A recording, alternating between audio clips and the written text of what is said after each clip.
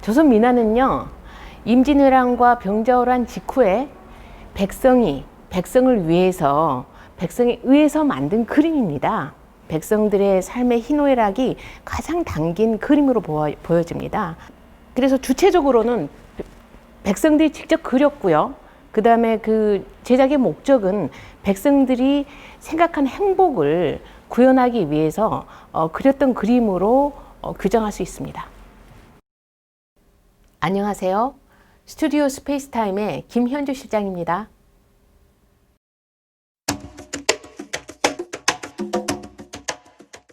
진경산수화라든가 이인문의 강산무진도는 실은 선비들이 자연의 어떤 알고리즘이 있기 때문에 자연에서 진리를 찾고요. 그 속에서 자신의 유교적인 가치를 실현하는 선비로서 이상향을 찾아 나가는 것이고, 가장 메인이 자연의 신비한 산수입니다. 그런 반면에 저희 민화 같은 경우는 어떤 특성이 있냐면, 아까 말씀드렸던 대로 조선 백성이 자신들의 행복을 구현하기 위해서 유명한 작가가 아니라 백성 스스로가 직접 그림을 그린 그림이기 때문에 어쩜 백성의 에너지와 힘과 어떤 기질들이 그대로 드러나는 그림입니다. 그런 점에서 아주 차별화가 되죠.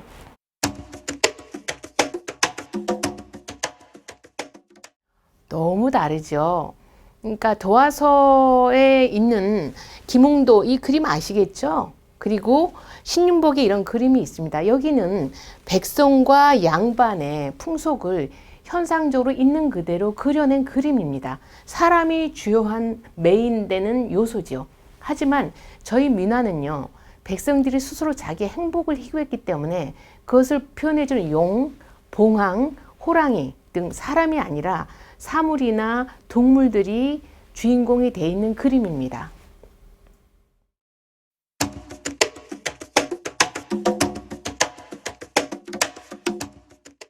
어떤 거냐면 중세 유럽에서 현재 유럽이 되기까지 그 징검다리가 전 뭐라고 생각하냐면 르네상스라고 생각합니다. 그러니까 신 중심의 중세를 뚫고 사람 중심의 휴머니즘 중심이 재생된 게 유럽의 르네상스라면 조선에도 르네상스가 있었다고 생각합니다.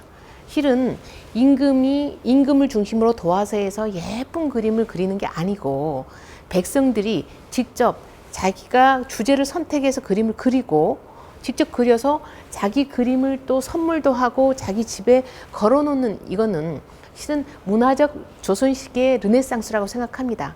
그래서 저는 굳이 유명한 김홍도나 신윤복의 그림이 아니고 또 안견의 그림이 아니고 조선 백성이 스스로의 문화와 행복을 그렸던 이 그림이 조선의 르네상스라고 생각했기 때문에 굳이 이 그림을 선택하게 된 겁니다.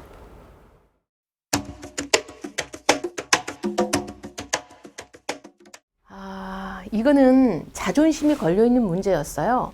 그러니까 한국을, 그 다음에 동양을 뒤흔든 게 반고흐나 크림튼의 그림을 가지고 대형 영상화하는 빛의 벙커 같은 이런 영상들이 한국의, 그 다음에 중국과 일본을 다 흔들어 놨단 말입니다.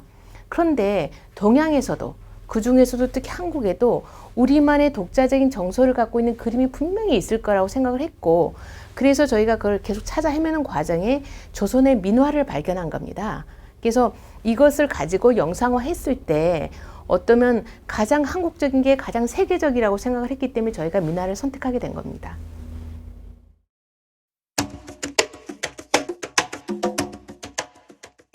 우리 기획팀들이랑 우리 스튜디오 스페이스타임 제작 친구들이 이런 말을 합니다. 중고등학교 때 이렇게 공부를 했다면 서울대 아니라 하버드대도 갔고, 또 대학 졸업하고 직장을 찾을 때 이렇게 공부했다면 모든 고시는 다 패스했을 거다, 이렇게 이야기할 정도로 공부를 했습니다.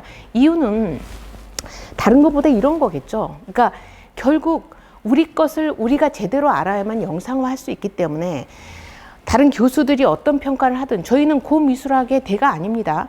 그리고 어떤 그 한국사의 전문가도 아닙니다. 하지만 우리가 생각하는 우리 시대의 어떤 그 시대 정신의 정수가 무엇인가를 끊임없이 고민했고, 조선 후기의 백성들이 무엇을 고민했나를 고민해야만 민화의 제대로 된 의미가 나오기 때문에 정말 그 진정성, 그 리얼리티를 알기 위해서 무수히 밤과 밤을 지샜습니다.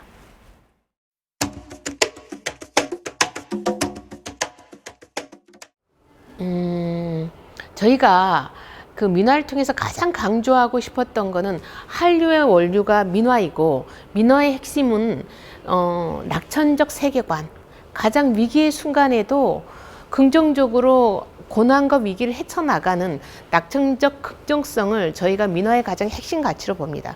왜냐하면 시공테크 저희 회사가 약 40년 가까이 전시관 박물관을 만들어 왔습니다. 그 속에서 K-한류, 다시 말하면 영화, 연극, 드라마, 푸드, 패션, 다양한 K-한류가 있는데 K-한류를 역동시키는 원천이 어디인가에 대한 끊임없는 고민을 했습니다.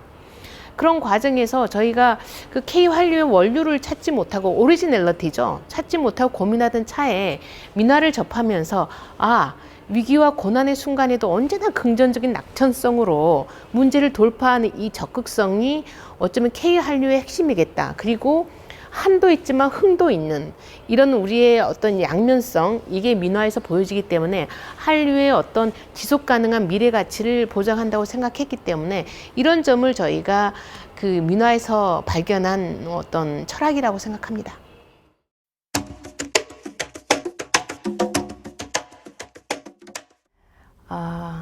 제가 아까 말씀드린 도화서의 김홍도가 소나무 아래서 호랑이를 그렸습니다. 그 호랑이는요, 얼굴이 사대부의 기계와 용맹을 보여주는 겁니다. 근데 우리 민화 속에 그려진 호랑이는 너무 해학적이고 낙천적인 긍정성의 어떤 표본처럼 보여집니다.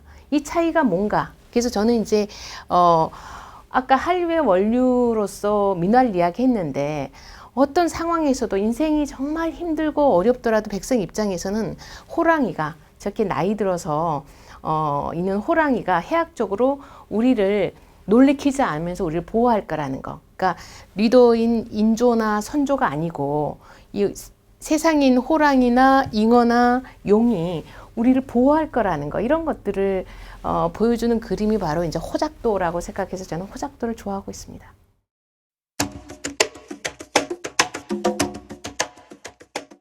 당연하죠. 그 때문에 우리 스튜디오 스페이스타임이 1년을 밤을 샜지 않습니까? 저희는 그 단기, 중기, 장기 계획을 갖고 있습니다. 여러 지자체나 여러 회사와 지금 민화를 가지고 영상을 만들고 내년 초에는 다 오픈이 될 겁니다. 근데 이걸로 끝나는 게 아니고, 실은 시즌2, 민화 시즌2는 이걸 가지고 코로나임에도 불구하고 각 지역을 전국 순회 전시를 할 거고요.